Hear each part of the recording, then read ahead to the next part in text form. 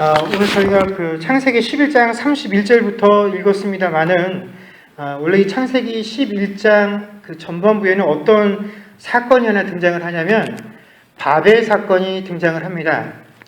이 바벨 사건의 내용은 아시는 분들도 다 아시겠지만 하나님께서 이 세상을 홍수로 심판하신 이후에 유일한 생존자였던 노아와 그의 가족들이 다시 이 땅에 정착해서 살게 되어지게 된 후에 그 후손들로 인해서 다시 이 세상에 사람들이 번창하기 시작합니다.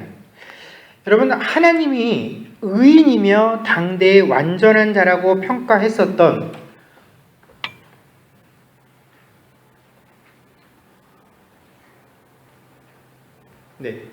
노아의 자손들이 이 세상에 가득 차기 시작했고, 이 세대들의 특징은 뭐냐면 하나님께서 진노한 그 백성들에 대해서 심판을 하시는 분이시다라는 것을 직접 경험한 자들의 후손이다라는 것입니다.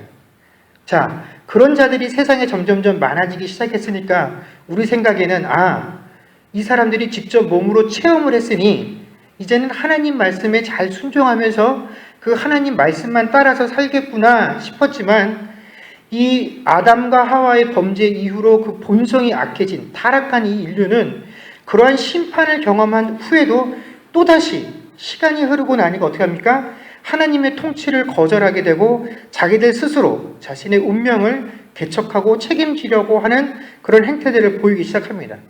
그래서 그 노아의 후손들 중에 일단의 무리가 시날 평지라는 곳에 이르러서 그곳에 정착을 하기로 결정을 하고 벽돌을 부어서 그곳에 성읍을 만들고 탑을 쌓기 시작합니다. 그리고 그 당시에는 사람들의 언어가 당연히 하나였겠죠. 다 노아의 자식들이었으니까. 자, 사람들이 어느 한 곳에 정착을 해서 살겠다라는 것이 잘못된 것도 아니고, 그 사람들이 정착해야 하면서 살기 위해서 도시를 건설하는 것도 하나님 보시기에 악한 행동이 아니었습니다. 문제는 뭐냐면 그 사람들이 성을 쌓고 탑을 쌓으면서 가졌던 의도가 문제였다라는 것이죠. 그래서 창세기 11장 4절에 보면 그들이 그 성을 쌓으면서 뭐라고 얘기를 하냐면, 또 말하되 자, 성읍과 탑을 건설하여 그 탑 꼭대기를 하늘에 닿게 하여 우리 이름을 내고 온 지면에 흩어짐을 면하자 하였더니 라고 되어 있습니다. 자, 탑 꼭대기를 하늘에까지 닿게 하자 라는 구호를 가지고 도시를 건설했었던 그 사람들의 의도, 그 의도는 처음에 하와에게 뱀이 너희 이 선악을 알게 하는 나무의 실과를 먹으면 너희가 누구처럼 된다고요? 하나님처럼 될 수 있어 라고 했던 그 거짓말과 일맥상통하는 의미가 바로 이 사람들이 성과 탑을 쌓았던 의도였다라는 것입니다. 이 노아의 후손들은 하나님의 통치 아래에 머무르는 것이 거추장스러웠던 것입니다. 그래서 우리가 이 정도의 능력이 있습니다.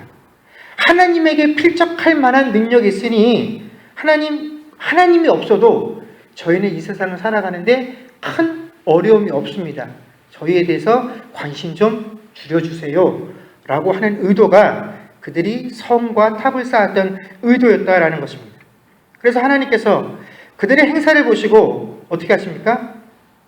그들의 언어를 혼잡케 하셔서 그들이 무슨 말을 하는지 서로 알아듣지 못해서 그 공사가 중단이 되어진 채로 각자 말이 통하는 사람들이 뿔뿔이 흩어졌다라는 것이 이 바벨 사건에 관련된 내용입니다. 자, 제가 이 내용을 중학생이 된 다음에 처음으로 교회에서 배웠습니다. 이 말씀을 처음 딱 들은 날 얼마나 화가 났는지 모릅니다. 중학교 가서 영어를 배우잖아요. 영어를 처음 배우면 ABCD를 배우면 이제 새로운 글자 배우는 재미에 이제 영어 배운다고 하다가 이게 이제 점점점 시간이 지나면서 외워야 할 것도 많고 공부가 힘들어지기 시작하면 이 영어만큼 시험 준비하기 어려운 과목이 없습니다. 그러면 그때마다 이 사람들 생각이 나는 거죠. 이때 이 사람들만 아니었으면 내가 지금 이 고생을 하고 있을 리가 없는데 왜 그 인간들이 하나님께 불순종을 해서 나로 하여금 지금 이 시간에 이렇게 골머리를 썩게 하나 하고 그 사람들을 심하게 욕했었던 그런 기억이 저한테는 있습니다.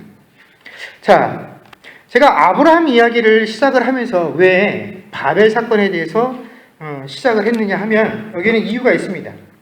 여러분, 우리가 아브라함을 언급할 때 이 아브라함이라는 이름 앞에는 항상 따라다니는 수식어가 하나 있습니다. 뭡니까? 믿음의 조상이다라는 수식어입니다. 누가 붙였는지 모르겠는데 아브라함에게는 항상 믿음의 조상이다라는 수식어가 따라갑니다. 그런데 우리가 흔히 누군가에게 뭐뭐의 조상이다라는 표현을 어떤 경우에 씁니까? 그건 누군가가 그 해당 분야에 있어서 처음으로 그것을 개발해내었거나 아니면 처음은 아니더라도 그 분야에 있어서 괄목할 만한 성과를 거둔 사람, 그런 사람에게 우리가 모모의 조상이다라는 호칭을 붙입니다. 그야말로 그 사람의 공로와 노력을 세상이 인정해주는 호칭이 바로 모모의 조상이다라는 호칭이죠. 그러나 우리가 일반적으로 누구의 조상, 뭐의 조상이다라는 그런 관점에서 보면 여러분, 아브라함에게 붙어있는 믿음의 조상이라는 이 칭호는 아브라함에게는 전혀 어울리지 않는 칭호입니다. 왜냐하면 아브라함이 우리의 믿음이 조상이 되었다라는 것은 그가 하나님 앞에서 어떤 노력과 헌신을 한 결과로 얻어내어진 것들이 아니라 이 세상을 사랑하시는 하나님께서 이 피조세계가 멸망되어지는 것들을 도저히 용납하실 수 없어서 하나님께서 직접 내가 저들을 구원해야 되겠다라는 그 구원을 이 세상에 펼치실 때 그 하나님의 구원의 은혜의 수혜를 가장 첫 번째로 입은 사람이 누구이기 때문에요? 아브라함이기 때문에 이 아브라함에게 믿음의 조상이다라는 타이틀이 붙었습니다. 그렇기 때문에 우리가 이 아브라함 앞에 붙은 이 믿음의 조상이라는 단어를 생각할 때 아브라함이 스스로 하나님을 믿는 이 믿음을 개척해내간 사람이라고 생각하면 안 됩니다. 또 이 아브라함이라는 사람이 우리가 지금 가지고 있는 하나님을 믿고 알고 행하는 그 어떤 믿음의 기초를 다져준, 신앙적인 기초를 다져준 사람이다 할 만큼 어떤 노력을 발전에 기여를 한 사람도 아니다라는 사실을 알아야 합니다. 제가 왜 이 이야기를 하냐면 여러분, 성경에는 아브라함 이전에 이미 하나님과 동행하다가 살아서 하나님께 들려 올려간 사람의 이야기를 들려줍니다. 누굽니까? 에녹이죠. 그는 살아서 하나님과 평생을 동행하다가 산채로 하나님께 올라간 사람입니다. 또 바로 전주에 우리가 확인했던 것처럼 노아 역시 하나님과 동행하면서 하나님께 어떤 평가를 받았었냐면 의인이요 당대의 완전한 자라는 평가를 받았던 사람이 있었습니다. 그들은 아브라함보다 수세기를 앞서서 살았던 인물들입니다. 그리고 나름 하나님 앞에 이 아브라함보다 훨씬 더 인정을 받았던 존재들이었습니다. 그럼에도 불구하고 그들의 이름 앞에는 믿음의 조상이다라는 수식어가 붙질 않습니다. 오히려 한참 후대의 인물이었던 아브라함에게 왜 믿음의 조상이다라는 그 이름이 불리게 되었느냐? 우리가 왜 아브라함에게 믿음의 조상이라는 타이틀이 붙었느냐 하는 것들을 곰곰이 생각해 볼수록 우리가 그 의미를 되새겨 볼수록 우리는 어떤 고민에 빠져야 되냐면 우리가 지금 믿음이다라고 부르고 우리가 이렇게 하는 것이 믿음 있는 행동이야 라고 말하는 것들과 하나님이 실제로 아브라함을 불러주시면서 믿음이다라고 평가했었던 그 사이에는 굉장히 많은 차이가 존재하게 된다라는 부분입니다. 그래서 우리가 믿음이다라는 것을 논하게 되어질 때 이 부분에 대해서 깊은 고민들이 필요하다라는 것이죠. 여러분은 이 노아 시대 때 하나님께서 그 홍수로 사람들을 심판하시는 그 과정들과 또 앞에서 제가 들려드린 것 같은 그 바벨 사건 때에 하나님의 의도에 불순종하는 그 사람들에게 심판하시는 그 하나님의 모습들을 보면서 하나님에 대해서 어떤 생각들을 갖게 되십니까? 단순히 이 과정들을 보면서 하나님이 하나님 뜻에 불순종하는 자들에게 심판하시고 그래도 그 중에 하나님 뜻에 순종하는 자들에게는 구원을 베푸시는구나. 결국 하나님도 인과응보의 원리를 따라서 세상을 판단하시는구나 라고 우리가 생각하기 쉽습니다. 그러나 이 두 가지 사건이 우리에게 보여주는 하나님의 모습은 하나님께서 인과응보의 원리로 세상을 다스리시고 하나님 백성을 심판하신다라는 내용이 아니라 이것보다 더 큰 의미를 포함하고 있다는 것입니다. 뭐냐면 하나님께서는 인류가 잘못된 결정들과 잘못된 행동들을 통해서 이 피조 세계에 하나님의 진노와 심판을 초래하게 되었을 때에 이들이 그들의 잘못으로 인해서 이 피조 세계가 완전히 멸망하는 것, 이것들을 방지하기 위해서 하나님께서 어떻게 해요? 그들을 구원하시기 위해서 역사의 흐름을 바꾸시는, 간섭하시는 사건들이 노아의 방주의 사건이고 바벨탑을 행하시는 그 언어를 혼잡해 하시는 하나님의 은혜라라는 것입니다. 자, 그런 의미에서 오늘 본문에서 하나님께서 이 아브라함을 부르시는 장면은 매우 놀라운 장면입니다. 왜냐하면 이 사건은 하나님께서 부패한 인간들의 구원에 있어서 더욱더 적극적으로 간섭하시겠다라는 것을 보여주시는 장면이고, 또 구원의 방주에서 내린 그 노아의 후손들이 이 땅에 새롭게 정착하게 되었을 때 하나님께서 또다시 그들에게 이 땅에서 생육하고 번성하고 충만하라는 그 약속들을 주신 것보다 훨씬 더 구체적으로 하나님의 자녀들에게 약속을 보여주시는 것이기 때문에 그렇다라는 것입니다. 그래서 그 약속이 뭐냐면 바로 2절에 내가 너로 큰 민족을 이루고 내게 복을 주어 내 이름을 창대하게 하리니 너는 복이 될지라 라고 하는 이 내용입니다. 여러분, 바벨 사건을 일으켰었던 사람들이 왜 이 바벨 그 도시와 그 탑을 지으려고 했었습니까? 그것은 흩어짐을 면하기 위함이고 자신들의 이름을 세상에 드러내고자 함이었다라는 것입니다. 그래서 큰 성을 만들고 높은 탑을 쌓아서 자신들의 이름을 드러내려고 했었는데 하나님께서 그것을 허락하지 않으신 것이 바벨 사건입니다. 그런데 오늘 본문에서는 하나님께서 뭐라고 그 백성에게 약속을 하십니까? 내가 너의 이름을 어떻게 해요? 창대케 하리라 라고 약속을 해주셨다라는 것입니다. 큰 도시를 만들고 흩어짐을 면해서 우리가 커지자 했는데 하나님께서 그것을 막으셨습니다. 허락치 않으셨습니다. 그래서 언어를 혼잡게 하셔서 그 언어별로 사람들이 뿔뿔이 흩어지게 만드셨는데 이제 하나님께서 아브라함에게 뭘 약속하시냐면 내가 너로 무엇을 만든다고요? 큰 민족을 이루리라 라고 말씀하셨다라는 것입니다. 자, 지금까지 지나갔던 두 가지 사건과 하나님께서 아브라함에게 주시는 사건은 결국 똑같은 결과를 요구하는 것입니다. 그런데 한 가지 다른 점이 있습니다. 뭐가 다를까요? 그 일을 행하고자 하는 주체가 다르다라는 것입니다.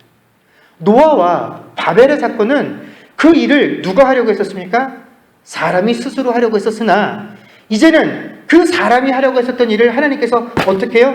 내가 그 일을 주도적으로 하겠다라고 약속하시는 부분이 바로 아브라함을 불러서 약속을 주시는 오늘의 일이다라는 것입니다. 여러분, 하나님과 아브라함의 첫 대면은 너는 너의 고향과 친척과 아버지의 집을 떠나 내가 내게 보여줄 땅으로 가라라는 이 말씀으로 시작을 합니다.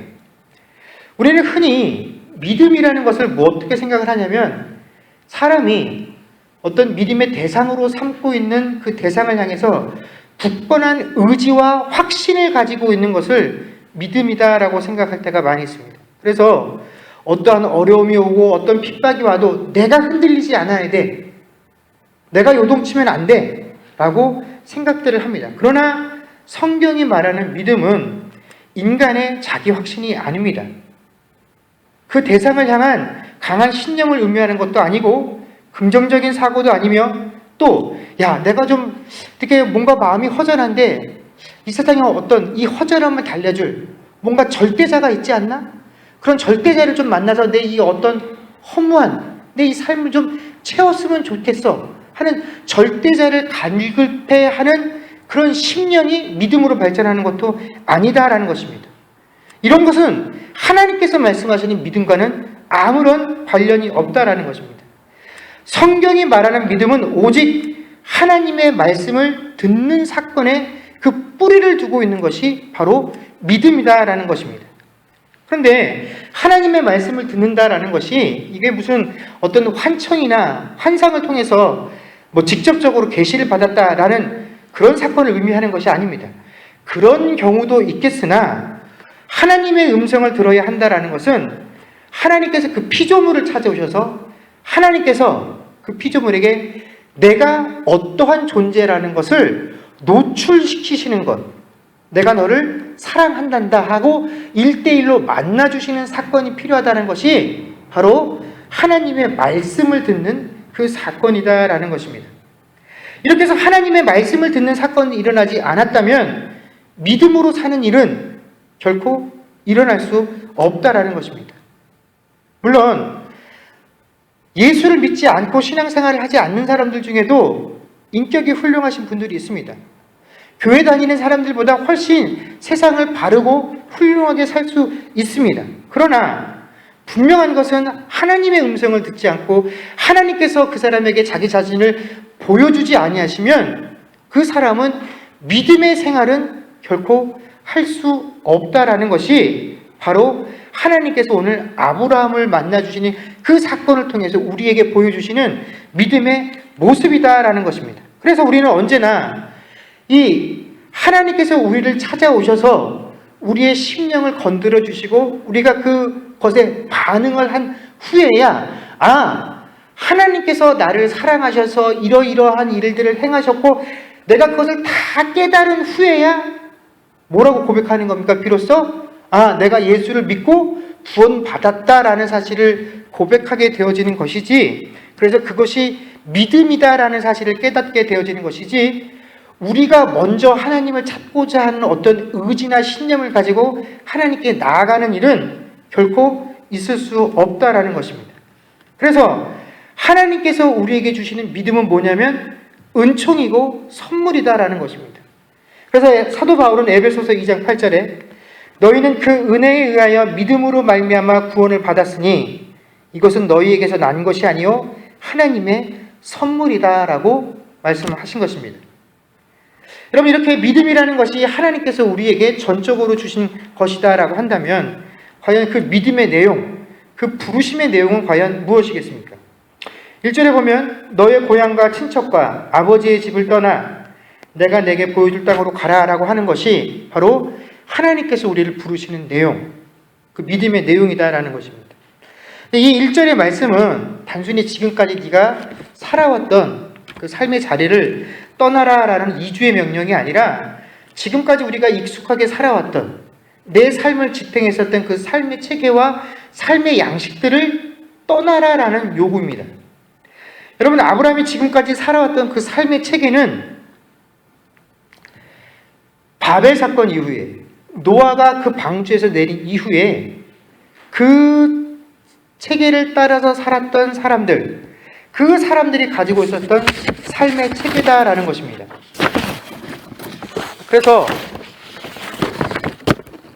그들은 여전히 그들의 삶의 모든 부분에 걸쳐서 내가 주인이 되어서 이 삶을 개척해 나가기를 원하는 것, 그래서 세상에서 내 이름을 드러내기를 원하는 것, 이것이 그 시대를 살아가는 모든 사람들이 가지고 있었던 삶의 체계였다는 것입니다. 그걸 하나님께서 지금 아브라함에게 떠나라라고 말씀을 하시는 것이죠.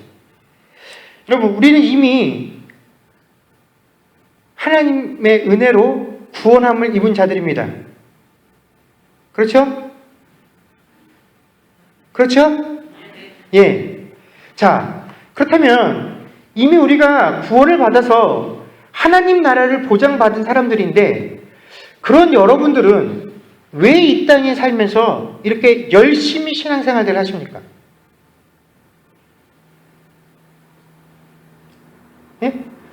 우리가 하나님을 알지 못할 때에도 하나님께서 우리를 사랑하셔서 찾아와서 우리를 구원해 주셨고, 이미 우리는 하나님의 생명책에 이름이 기록되어진 자들인데, 그럼에도 불구하고 이미 궁극적인 목적이 해결되었는데 왜 여러분들은 이렇게 이 땅에 살면서 신앙생활 열심히들 하고 계십니까?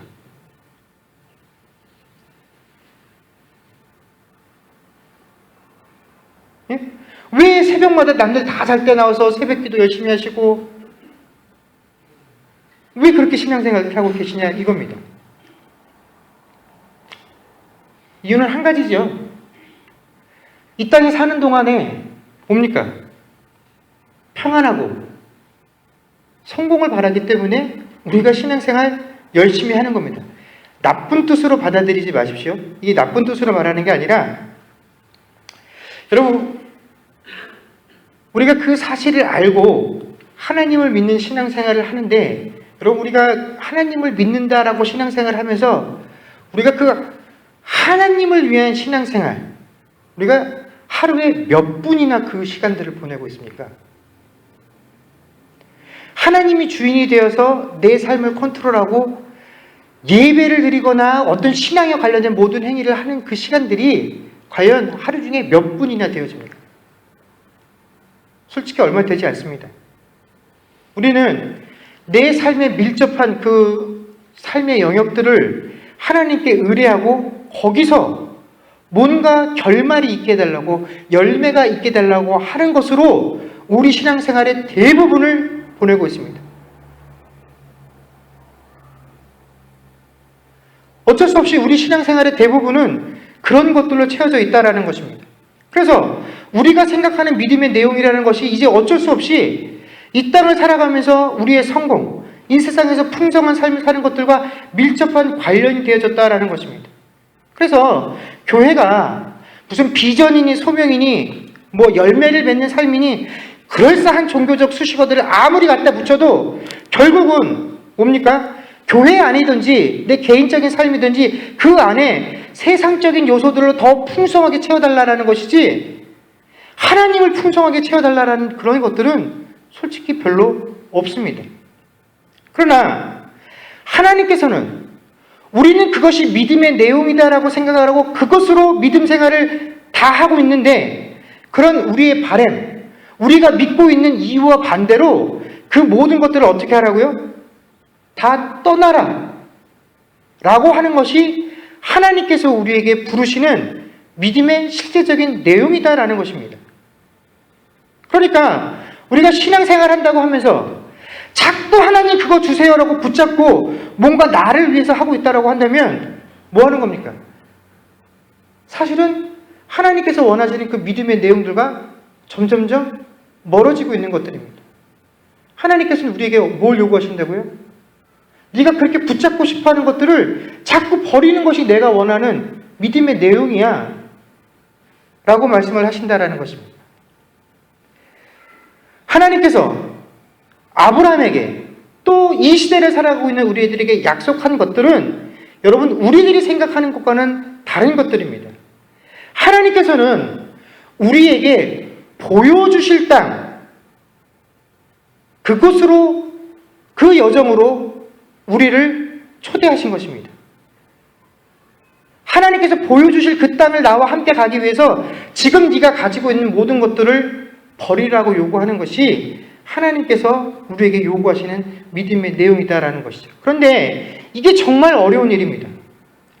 자, 오늘 제가 11장 31절부터 읽은 이유가 있습니다. 11장 31절에 보면 이미 아브라함의 아버지였던 데라가 그 가족들을 이끌고 그들이 살고 있었던 갈대아의 우루 지역을 떠나서 어디를 향하고 있었습니까? 이미 가나안을 향하고 있었습니다. 그런데 그 일행이 무슨 이유에서였는지 하란이라는 곳에 이르러 거기에 거하게 되었다라고 성경이 우리에게 이야기하고 있습니다. 그러다가 결국 하란에서 데라가 죽음을 맞이하게 되지요. 여러분 오늘 본문에서 아브라함과 그 가족이 머물렀던 하란이라는 그 지명은 산이라는 뜻을 가지고 있는 단어입니다. 왜 그런 지명이 붙었냐면 평지를 다니다가 이 하란이라는 지역이 굉장히 높은 지역입니다. 그래서 평지를 여행하던 그 여행객들이 하란이라는 곳에 이르러선 잠시 설 수밖에 없습니다. 왜냐하면 그 앞에 큰 고지대이기 때문에 그 고지대를 넘기 위해서 좀 마음과 몸을 추스려야 되는 곳이 바로 이 하란이라는 곳이죠. 아마 아브라함과 그 가족들도 그런 이유 때문에 처음에 하란에 머물게 되었을지도 모르겠습니다. 그러나 어떠한 이유에서였는지 모르나 하란에 머물렀던 시간들이 점점점 길어지게 되죠.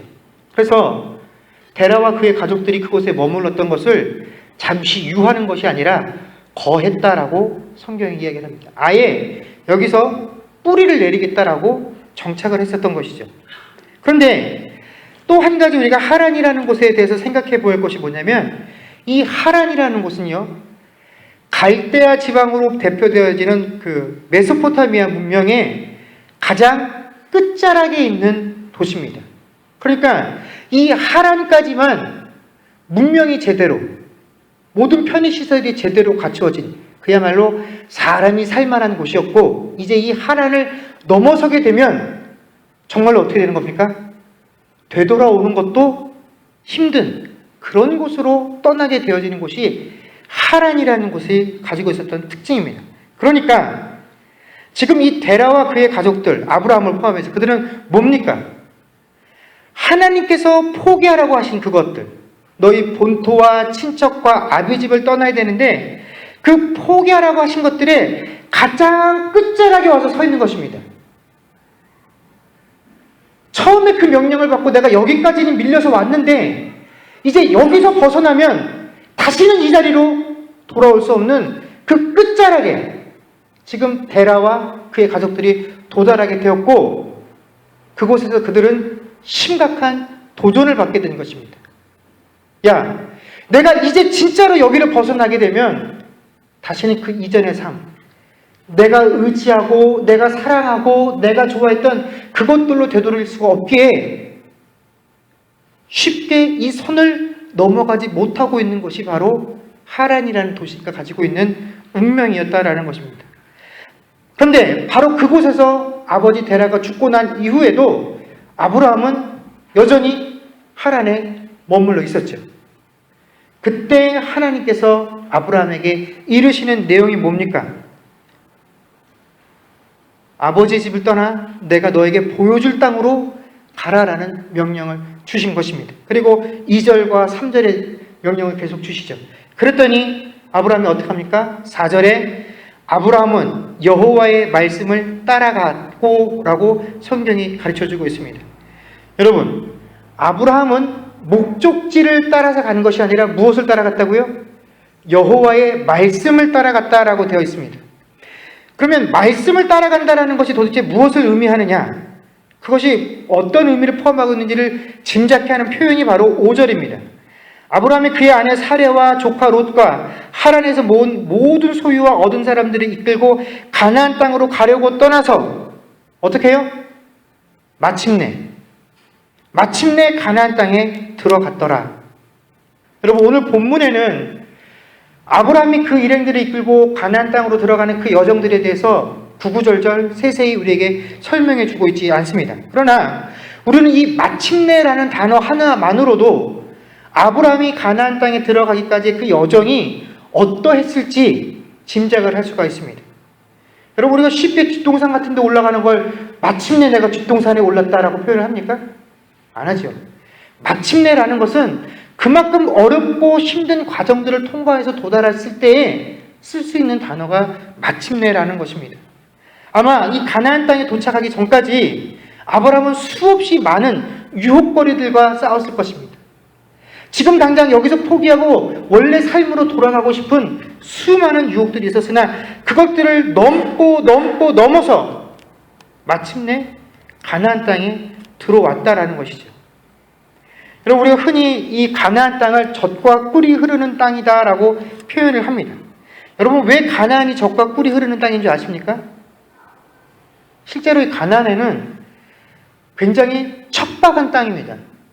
사람이 살 수 있는 공간보다 살 수 없는 공간이 훨씬 많은 지역이에요. 사람이 살기 부적합한 땅입니다. 그럼에도 불구하고 가나안 땅을 우리가 젖과 꿀이 흐르는 땅이다라고 부르는 이유는 딱 한 가지입니다. 그것이 하나님께서 그 백성들에게 보여주신 땅이기 때문에 그렇다라는 것입니다. 하나님의 약속, 하나님의 말씀을 내가 따라서 도착했더니 어렵고 힘든 그 길을 지나서 마침내 도착한 이곳이었기 때문에 그곳이 젖과 꿀이 흐르는 곳입니다. 하나님께서 우리에게 야, 살기 좋은 곳, 유토피아로 내가 너희들을 인도할게 라고 말씀하셨던 것이 아니라 너희가 가는 길이 아무리 험난하고 어렵고 힘들다고 할지라도 너희가 내 말씀에 순종하여 그 말씀을 따라 내가 너희에게 이미 보여주기로 약속했던 그곳에 도착하면 그곳이 바로 무엇인 것입니까? 젖과 꿀이 흐르는 땅이 되어지는 것입니다. 가나안이 가지고 있는 젖과 꿀이 흐르는 땅이라는 의미는 바로 그것입니다. 젖과 꿀이라는 의미가 무엇인지에 대해서 깊이 생각할 수 있는 곳, 하나님의 말씀과 그 약속을 따라갔더니 내게 펼쳐진 것이 어떤 것이라는 것에 대해서 확신을 가질 수 있는 곳, 내 노력과 내 의지만으로 될 수 없고 오직 하나님의 말씀에 순종한 자들이 멈춰서서 취할 수 있는 곳, 그곳이 바로 젖과 꿀이 흐르는 땅이 되어지는 것입니다. 그곳이 바로 가나안 땅이 되어지는 것입니다. 여러분, 신자의 목적지는 가나안이 아닙니다. 우리가 가야 할 그곳은 하나님께서 보여주실 땅입니다. 지금 내게 있는 것들을 포기하지 않고는, 그 길을 떠나지 않고서는 절대 볼 수 없는 곳, 그곳이 바로 하나님이 우리에게 약속하신 곳이다라는 것입니다. 그런데 우리들 대부분은 갈대와 우르는 떠났습니다. 그러나 대부분 우리의 심령들이 어디에 머물러 있습니까? 하란에 머물러 있다라는 것입니다. 이 마지막 선을 넘어서지 못할 때가 많이 있다라는 것입니다.